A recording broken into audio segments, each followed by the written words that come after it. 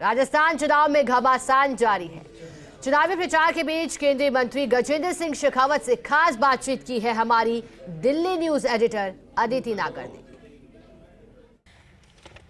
चुनाव जो है राजस्थान का वो अपने चरम पर आ चुका है और ऐसे में हमारे साथ केंद्रीय मंत्री गजेंद्र सिंह शेखावत मौजूद हैं, जिनसे समझेंगे कि चुनाव फिलहाल जब लगभग शायद 48 घंटे या 72 घंटे से कम का समय बचा है जब पोलिंग बूथ पर लोग पहुंचेंगे, अब आप चुनाव को किस जगह देखते हैं? भारतीय जनता पार्टी अपने आप को कहाँ देख रही है इस चुनाव में?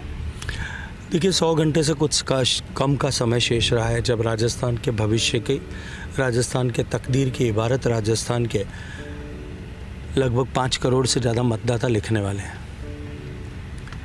लेकिन पिछले चुनाव में 2018 में राजस्थान के 3.5 करोड़ मतदाताओं ने जिस अपने मताधिकार का प्रयोग किया, एक छोटे से अंतर से, आधा प्रतिशत से कम के अंतर से जब भारतीय जनता पार्टी सरकार से बाहर हुई और कांग्रेस पार्टी सरकार में आई, इसका खामियाजा राजस्थान के इन 3.5 करोड़ मतदाताओं के साथ साथ में 7 करोड़ निवासियों ने भी खून के आंसू पी पी करके ऐसा भुगता है। इस सरकार के किए गए वादों की खिलाफी और सरकार द्वारा सामान्य अपेक्षा, जिस तरह के प्रशासन की अपेक्षा होती है, उन अपेक्षाओं की पूर्ति न करने के चलते हुए आज राजस्थान की जनता का, समाज का हर वर्ग और संवर्ग अपने आप के साथ धोखा हुआ है, विश्वासघात हुआ है, ऐसा महसूस करता है, अपने आप को ठगा हुआ महसूस करता है और अब के बार ऐसा धोखा करने वाले लोगों को अपने किए के अंजाम को भुगताने के लिए कमर कस करके तैयार खड़ा है। गजेंद्र सिंह जी, ये चुनाव एक साधारण चुनाव नहीं है। हुए के हिसाब से भी राजस्थान 5 राज्यों के चुनाव है, लेकिन राजस्थान को एक अलग महत्वता पॉलिटिकल पार्टीज ने दी है। वजह यह है कि पिछले 5 साल काफ़ी कुछ घटा, जो चाहे फिर वोटर के मानसिक उस पर भी साथ लेकर चल रहा है। बाड़ेबंदी में सरकार रही और सरकार लगातार ये आरोप लगाती रही भाजपा पे कि वो सरकार गिराने में लगी हुई थी। भाजपा ये कहती रही कि कांग्रेस के अंदर की खींचतान थी। तो आपको लगता है वो 5 साल, 4.5 साल जो कुछ भी हुआ, वो वोटिंग जब होगी उस पैटर्न में नजर आएगा आपको? देखिए, निश्चित ही वर्तमान अशोक गहलोत सरकार चुनाव का परिणाम आने के साथ ही और मुख्यमंत्री तय होने के पहले से ही एक आपसी विग्रह का शिकार थी। निश्चित रूप से गहलोत साहब जादूगर हैं, ये तो मुझे मानना ही पड़ेगा, क्योंकि 1998 में चेहरा कोई और था और मुख्यमंत्री कोई और बना था। 2008 में भी चेहरा कोई और था और मुख्यमंत्री गहलोत साहब बने और 2018 में भी यही स्थिति थी। लेकिन ये जो सरकार इस बार आपसी विग्रह का शिकार रही, इनकी जो आपसी सिर्फ उटव्वल थी, उसका खामियाजा राजस्थान की जनता ने भुगता है। सरकार का फोकस और सरकार के मुखिया जी का ध्यान केवल कुर्सी बचाने में लगा था और शेष बचे लोगों का ध्यान कुर्सी को हथियाने में लगा हुआ था। इस बचाने और हथियाने के संकट के बीच, संघर्ष के बीच में राजस्थान की जनता 2 पाटन के बीच में पिस गई। राजस्थान की कानून व्यवस्था चरमरा गई, राजस्थान में भ्रष्टाचार की पराकाष्ठा हुई और केवल मैं ही नहीं, कांग्रेस पार्टी के नेता भी इस बात को खुले मंच से स्वीकार कर चुके हैं, सदन में इस बात को स्वीकार कर चुके हैं कि ये सदी की लोकतांत्रिक भारत की सबसे भ्रष्ट सरकार थी। और भ्रष्टाचार के कारनामे में लाल पीली काली डायरियों में पता नहीं कहाँ कहाँ अंकित हैं, ये आज राजस्थान का हर आदमी जानता है और उत्सुकता के साथ में उसके खुलासे का इंतजार भी कर रहा है। इसके आगे बढ़ कर के भी जिस तरह से महिलाओं के साथ में अत्याचार और अपमानजनक व्यवहार हुआ, जिस तरह से राजस्थान को माफिया राज के हवाले कर दिया गया, सामान्य मानवी जो है अपने आप को भयाक्रांत ऐसा महसूस कर रहा था। राजस्थान के व्यापारी व्यवसायी पीड़ित थे, क्योंकि 2 पैसे अपने पुरुषार्थ और परिश्रम से कमाने वाला व्यक्ति रंगदारी की वसूली के साथ जो है कि डर के साये में जी रहा था। राजस्थान में 7,000 से ज़्यादा निरपराध लोगों की हत्याएं हुई, हजारों दलितों के साथ में अपमानजनक व्यवहार करके और दलितों के प्रति अपराध में नंबर 1 पर राजस्थान आया। और इन सब के अतिरिक्त राजस्थान को अपने राजनीतिक महत्वाकांक्षा के चलते आर्थिक रूप से कंगाल करके सामान्य मानवी के जीवन में परिवर्तन लाने की मोदी जी की योजनाओं को बेपटरी करने का काम भी इस वर्तमान सरकार ने किया। इसलिए इनके विग्रह के चलते राजस्थान के जनता के खाते में 100% नुकसान के अतिरिक्त और कोई नहीं हुआ। आपने इनके विग्रह का जिक्र किया, फर्ज कीजिए और आप दावा भी करते हैं कि भाजपा की सरकार आ रही है, तो क्या यही चीज़, क्योंकि आपसी खींचतान तो भारतीय जनता पार्टी में भी है, तो क्या यही 5 साल बस पार्टी दूसरी होगी, सरकार किसी और पार्टी की होगी, होगा वही सब? देखा, ऐसा भारतीय जनता पार्टी और कांग्रेस की तुलना नहीं की जा सकती। कांग्रेस में आज निर्णय करने की नेतृत्व में न तो क्षमता है और न साहसी है। हमने सबने देखा था कि आलाकमान के निर्णय को धता बताने वाले व्यक्ति आलाकमान के सिर से सिर भिड़ा करके लॉगरहेड होने वाले व्यक्ति कभी जो है आलाकमान कुछ नहीं बिगाड़ पाए और आखिरकार उनको टिकट से नवाजना पड़ा। सर, दोनों की तस्वीरें सामने आ रही हैं, आप अब दोनों की जोड़ी को कैसे देखते हैं? लेकिन भारतीय जनता पार्टी में ऐसा नहीं होता। भारतीय जनता पार्टी में नेतृत्व सक्षम है। पार्लियामेंट्री बोर्ड जो है वो संपूर्ण प्रभुत्व रखने वाला जो संस्थान है और वो जो निर्णय करेगा उस निर्णय को हम सब लोग स्वीकार करेंगे, खुले मन से स्वीकार करेंगे। और मैं आज आपको एक बात विश्वास के साथ में कहता हूँ कि चाहे जो भी राजस्थान का भविष्य में भारतीय जनता पार्टी की सरकार बनेगी ये सुनिश्चित है, लेकिन जो भी मुख्यमंत्री होगा वो मुख्यमंत्री सफल हो, यशस्वी हो और राजस्थान की जितनी क्षमताएं हैं, जिस तरह की राजस्थान की में पोटेंशियल है उसके अनुरूप राजस्थान विकसित हो और विकसित भारत बनाने का जो संकल्प लेकर के मोदी जी के नेतृत्व में भारत एक सधे हुए कदमों के साथ में, ठोस कदमों के साथ में इस अमृत काल में बढ़ रहा है, इस यात्रा का ग्रोथ इंजन राजस्थान बने, इसको सुनिश्चित करने के लिए राजस्थान के बनने वाले भारतीय जनता पार्टी के मुख्यमंत्री को हम सब लोग मिलकर के सफल बनाए, इसके लिए पूरी प्राण प्रण की ऊर्जा के साथ हम सब काम करेंगे। लेकिन सर, जब चुनाव प्रचार हो रहा है तो मल्लिकार्जुन खड़गे हों, अशोक गहलोत हों, तमाम जो कांग्रेस के नेता हैं, प्रियंका गांधी हो, राहुल गांधी हो, वो तो राजस्थान की जनता के बीच ये कह रहे हैं कि नरेंद्र मोदी जो हैं वो झूठ बोलते हैं, झूठों के सरदाना हैं। उन्होंने ये कहा कि 15 लाख रुपए आए खाते में, नहीं आए, ऐसी तमाम बातें कही। उन्होंने किसानों का मुद्दा किया और फिर जब आज मैनिफेस्टो जारी हुआ तब भी उन्होंने कहा कि वो ओबीसी में थे नहीं, हो जो ओबीसी का प्यार हो तो सीएम बने तब ओबीसी में आए। तो ये तो जनता के बीच ये सारे मुद्दे लेकर जा रहे हैं। देखिए, गरीब का बेटा मुख्यमंत्री बने, गरीब का बेटा प्रधानमंत्री बने, इसको ये कांग्रेस में जो एक परिवार को पोषित करने के लिए अपना जीवन बिताने वाले कभी स्वीकार नहीं कर सकेंगे, कभी सहज रूप से उसको स्वीकार नहीं कर सकेंगे और उनके पेट में हमेशा दर्द इस विषय को लेकर के होता ही रहेगा। सर, अब आप आज मैनिफेस्टो में एक बहुत उनकी कांग्रेस से दावा कर रही है कि जीवन बदलने वाला जो है मैनिफेस्टो है, जिसमें स्वास्थ्य, सोशल सिक्योरिटी का मुद्दा, उन्होंने ये कहा कि भले ही भारतीय जनता पार्टी पाकिस्तान और ध्रुवीकरण और तुष्टीकरण की बात करती रहे, हम सोशल सिक्योरिटी दे रहे हैं, सोशल सिक्योरिटी, हेल्थ, एजुकेशन, तमाम मुद्दों की बात कही। उन्होंने कहा कि 25 लाख नहीं, अब 50 लाख चिरंजीवी योजना होगी। देखिए, एक ऐसी सरकार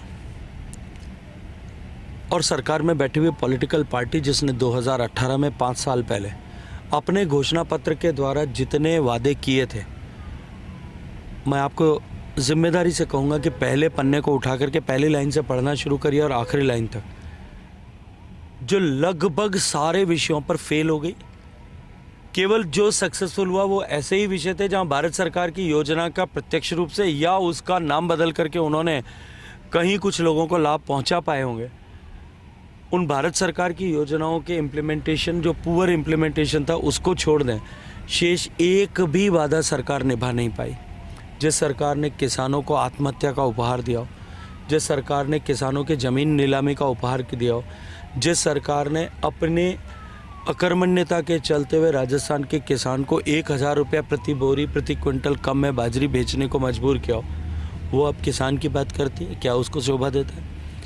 जिस सरकार के अकर्मण्यता के चलते, विफलता के चलते, अक्षमता के चलते हुए राजस्थान में 2 लाख महिलाओं के साथ अपमानजनक व्यवहार हुआ, हज़ारों महिलाओं के साथ में बलात्कार हुए, हज़ारों छोटी बच्चियों के साथ में दरिंदगी की हो, सैकड़ों छोटी बच्चियों को दरिंदगी के बाद में गला घोंट करके, तेजाब डाल करके, भट्टी में झोंक करके मार दिया गया, वो अब महिलाओं की सुरक्षा की बात करती है। जिस सरकार में बेरोजगारों को नौकरी का वादा और बेरोजगारी भत्ते का वादा करने के बाद, सरकार में आने के बाद 70 लाख युवाओं के सपनों को तार तार किया गया।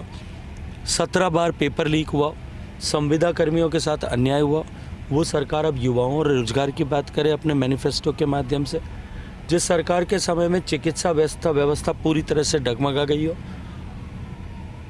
आयुष्मान भारत योजना को अलग नाम दे करके अपने खाते में दर्ज कराने के प्रयासों के चलते जहां व्यवस्थाएं ही सिमट गई और गड़बड़ा गई हो, वो सरकार जो हर वर्ग और संवर्ग के साथ किए गए वादे को निभाने में विफल हो गई हो, वो अब फिर नए वादों के साथ में आए, उन्हीं वादों को नए कलेवर में लेकर के आए, कुछ और बड़ा लिख करके लेकर के आए। जनता सहज रूप से विश्वास नहीं। आप क्योंकि जनता के बीच में रहते हैं, उनको समझते हैं, आपको लगता है कि ये ओपीएस, जैसे ओपीएस का कोई तोड़ भाजपा ने अभी तक नहीं दिया, या जैसे ये सोशल सिक्योरिटी में तमाम जो चीज़ें आई हैं, जो कहा है कि युवाओं को रोज़गार की बात 10 लाख, तो ये इम्पैक्ट करेगा जब ये बताया जाएगा कि तुमको अपना LIC भी कराता है आदमी, उसको पता है मरना नहीं मरना, लेकिन वो कराता है उस विश्वास से कि जब अगर कुछ ऐसा अनहोनी हुई, ये सोशल सिक्योरिटी कहीं ना कहीं दिमाग में घर करेगी और कांग्रेस को फायदा दे सकती है। बहन जी, LIC लोग जो है वो निवेश का लाभ मिलेगा उसके दृष्टिकोण से उसको प्राथमिकता के रखते हुए कराते हैं। इस हिंदुस्तान में LIC कि मैं मरूंगा तो पैसा मिलेगा, इसको सोच करके नहीं कराता।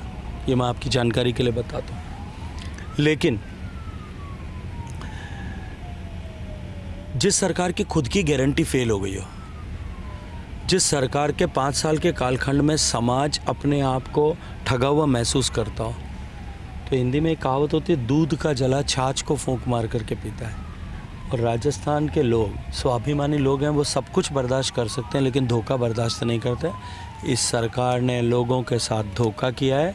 इन धोखेबाजों को धोखे की सज़ा जनता देने के लिए कमर कस करके तैयार बैठी है। रही बात गारंटीज़ की, मेरा आपसे प्रश्न ये है कि गारंटीज़ देने की इस तरह के ताबड़तोड़ अनाउंसमेंट करने की आवश्यकता क्यों पड़ती है? क्योंकि सरकार ये जानती है या पॉलिटिकल पार्टी ये जानती है, कांग्रेस जो राजस्थान में सत्ता में बैठी है, कि उनकी धरातल खिसक गई है और 4.5 साल तक वो डिलीवर नहीं कर पाए। अगर उन्होंने 2018 के घोषणा पत्र के अनुरूप सारे वादों को पूरा कर दिया होता, वो 96% की बात करते, तो अभी ये ताबड़तोड़ छोटी छोटी घोषणाएं करने की कोशिश नहीं करनी पड़ती। अब गोबर खरीदेंगे, जो सरकार दूध का भुगतान करने में विफल हो गई है, 6 महीने से पशुपालकों को दूध जो डेयरी को दिया गया था उसका भुगतान नहीं कर पा रही है। जो सरकार तय योजना के अनुरूप, घोषित योजना के अनुरूप, चल रही परंपरा के अनुरूप बच्चों को लैपटॉप और टैबलेट नहीं दे पाई, 85,000 बच्चे इंतज़ार कर रहे हैं, वो अब नए सिरे से घोषणा कर रही है कि हर कॉलेज में पढ़ने वाले बच्चे को देंगे। देखिए, पब्लिक भी समझती है और जानती है, सिर्फ कोरे कागजों पर काले अक्षर लिख देने से जनता का विश्वास अर्जित नहीं किया जा सकता। जनता का विश्वास डिलीवर करके अर्जित होता है, जिसको करने में सरकार फेल हो गई। आपने बहुत महत्वपूर्ण बात कही। अब ये पॉलिटिकल पार्टियां ये मुफ्त फ्रीबीज पे आ गई हैं, जिसमें भारतीय जनता पार्टी ने भी लाइन लगा ली है। तो वजह क्या है सर? जब भारतीय जनता पार्टी तो अगेंस्ट थी फ्रीबीज के, मुफ्तखोरी के, लेकिन वो भी उसी लाइन में घुस गई है। एक विषय को समझना पड़ेगा। भारतीय जनता पार्टी 2014 में सत्ता में आई। भारतीय जनता पार्टी 1980 में अस्तित्व में आई। हमने अस्तित्व में आने के समय जो अपने घोषणा पत्रों में वादे किए थे कि हम 370 हटाएंगे, हम राम मंदिर बनाएंगे, हम गरीब के जीवन में परिवर्तन ला करके उसको बराबरी पर ला करके खड़ा करेंगे, जब कभी भी हमारी क्षमता होगी, जनता हमको अवसर प्रदान करेगी, हम इन सब विषयों पर काम करेंगे। आपने देखा होगा कि इन सब विषयों पर काम हुआ है। जब कोई सरकार, कोई पॉलिटिकल पार्टी अपने लिए कोई विजन तय करे और उसको डिलीवर करे, तो वो फ्रीबीज नहीं कहलाती। जब कोई पॉलिटिकल पार्टी सरकार में आने से पहले अपना विजन डॉक्यूमेंट रखे और उसको 5 साल तक पूरा करे, तो वो फ्रीबीज नहीं कहलाती। सरकार का जब जाना सुनिश्चित हो गया हो और अपनी खिसकती हुई सरजमीन को बचाने के लिए वो इस तरह के जो है खोखले, थोते, आधार विहीन वादे करे, वो फ्रीबीज होती हैं। आपको फ़र्क समझना पड़ेगा। जब भारतीय जनता पार्टी ये कहती है कि हम गरीब को आवास देंगे, तब हमारे पास में 4 करोड़ गरीबों को आवास देकर के लाए हुए जीवन का में परिवर्तन का ट्रैक रिकॉर्ड है।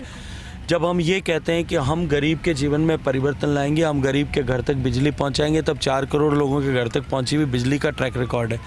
जब हम किसान से खरीद की MSP की बात करते हैं, तो 1.5 गुना लाभकारी मूल्य देने और देने को सुनिश्चित करने के साथ साथ में खरीद को ऐतिहासिक रूप से बढ़ाने का ट्रैक रिकॉर्ड हमारे साथ में, तब जनता हमारे कहे पर विश्वास करती है। लेकिन जो सरकार बाजरा खरीदने में फेल हो गई हो, वो एमएसपी पर गारंटी का कानून बनाने की बात करे, तो लोग साहब सपने में भी अगर सुनेंगे तो हंसना शुरू कर देंगे। सर, मेरे आखिरी 2 सवाल हैं आपसे। एक, आप पे ये आरोप भी लग रहा है कि आप लोग दलित और SC ST के विरोध के लिए कांग्रेस को तो हमेशा सवाल खड़े करते रहे। जैसे मलिंगा जी MLA जो थे, उनका जो इशू आया, उसके बाद अब भारतीय जनता पार्टी ने उनको अपने उससे टिकट दे दी, सिंबल से। तो ऐसे में अब कहाँ गई वो सारी बातें, जब राजेंद्र सिंह राठौड़ जी जाकर कहते हैं कि कांग्रेस विरोधी है, दलित विरोधी है, SC विरोधी है, और अब वही तस्वीर जो है आपकी पार्टी के साथ नजर। देखिए, मैं आज आपसे एक प्रश्न पूछना चाहता हूँ। 2022-23 की घटना या 23-22 की घटना, जिसको 1.5 साल बीत गया, 1.5 साल में लगभग 500 से ज़्यादा दिन बीते हैं। उस 500 दिन में वो हर्षाधिपति या उसके प्रति सहानुभूति कांग्रेस पार्टी की नहीं थी। उस 500 दिन में गिरिराज सिंह मलिंगा अपराधी है, इसने दलितों के प्रति अपराध किया, अपनी सरकार बचाने के लिए वो अछूत और हे नहीं था। जो मुकदमा दर्ज किया गया, उस मुकदमे में दर्ज करने में संदेह, क्योंकि 12 घंटे बाद मुकदमा दर्ज हुआ। मुकदमे में ये लिखना, क्योंकि कोई भी इंजीनियर, सरकारी कर्मचारी कम से कम अपने विधायक को तो पहचानता ही होगा। FIR में ये लिखा जाना, जब प्रारंभिक FIR घटना के आधे घंटे बाद में आई, उसमें ये लिखा होना कि अज्ञात व्यक्तियों ने हमला किया, ये संदेह को पैदा करता है। और 1.5 साल तक अगर किसी ने अपराध किया था दलित के प्रति, तो मेरा प्रश्न ये है कि उसको दबाने की, छुपाने की काम अशोक गहलोत सरकार ने क्यों किया था? क्यों नहीं अब तक चालान पेश किया था? क्योंकि तब तक वो उनके प्रिय थे। अब जब जिस व्यक्ति के प्रति 1.5 साल तक उसके अपराध को सिद्ध करके इन्वेस्टिगेशन एजेंसी उसको अपराध सिद्ध नहीं कर पाई, वो जब कांग्रेस छोड़ करके भारतीय जनता पार्टी में आ गया हो, तब आप उसको अपराधी का सर्टिफिकेट दे देंगे? लेट द इन्वेस्टिगेटिंग एजेंसी उसको चार्जशीट करने दीजिए, उसके बाद में ये तो प्रश्न पूछे तो मुझे समझ में आता। आज तक अगर उसको 1.5 साल बाद में भी पुलिस उसको अपराधी घोषित नहीं कर पाई, जो गहलोत साहब की पुलिस थी, जो दलितों के खैरख्वाह होने की बात कर रहे हैं, जो जाकर के घड़ियाली आंसू बहाने और पहुंचने का काम कर रहे हैं, उनको इस बात का चारित्रिक अधिकार नहीं है।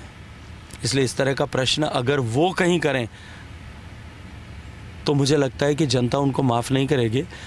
लेकिन आप अगर करती हैं तो उनके पास में शायद जवाब नहीं होगा। बिल्कुल, आपका ये सवाल बहुत रेलेवेंट, जवाब बहुत रेलेवेंट। एक और आरोप आप पे लगता है कि जब कोई मुद्दा नहीं है, प्रियंका गांधी कह रही हैं कोई मुद्दा नहीं है, तो फिर बात होती है कि हम हसनपुरा को हरिपुरा बना देंगे, बात होती है कि ये भारत पाकिस्तान का मैच है, इस तरह की बातें सांसद की तरफ से आती हैं बाबा बालकनाथ। तो ये वापस से उसको तुष्टिकरण के लिए? देखिए, मैं बाबा बालकनाथ जी के कहे गए वक्तव्यों पर टिप्पणी नहीं करना चाहता, लेकिन इतना कहूँगा कि इस 5 साल के सरकार में, इस 5 साल के शासन में सरकार ने जम करके तुष्टिकरण किया है। वो ऐसे कांग्रेस की, क्योंकि कांग्रेस अंग्रेज़ों के ज़माने में बनी थी, फाउंडर अंग्रेज थे, किस पर्पज़ के लिए बनाया गया था आज देश जानता है, इतिहास के पन्नों में दर्ज है। इसलिए पार्टी ने अंग्रेज़ों से एक विषय सीखा था कि बांटो, फूट डालो, राज करो। पहले देश को बांटा गया, भारत माता के टुकड़े किए इन्होंने, फिर देश में को विभिन्न राज्यों के बोली आधार पर बांटने का काम किया, भाषा के आधार पर बांटने का काम किया, अपनी कुर्सियों को बचाए रखने के लिए देश में को मज़हब के आधार पर बांटने का षड्यंत्र किया, अमीर और गरीब के नाम पर बांटा, अगड़े और पिछड़ों के नाम पर बांटा, और अब जाति के नाम पर बांटने का पाप कर रहे हैं। ये जो कांग्रेस पार्टी है, ये इस पार्टी ने सत्ता में बने रहने के लिए और सत्ता की कुर्सियां हथियाने के लिए हमेशा सारी सीमाओं को लांघा है। और पिछले 5 साल में अपने वोट बैंक को सुदृढ़ करने के लिए गहलोत साहब ने सैकड़ों ऐसे उदाहरण दे सकता हूं जहां तुष्टिकरण की पराकाष्ठा की हो, चाहे वो करौली, भीलवाड़ा और जोधपुर के दंगों की जांच का विषय हो।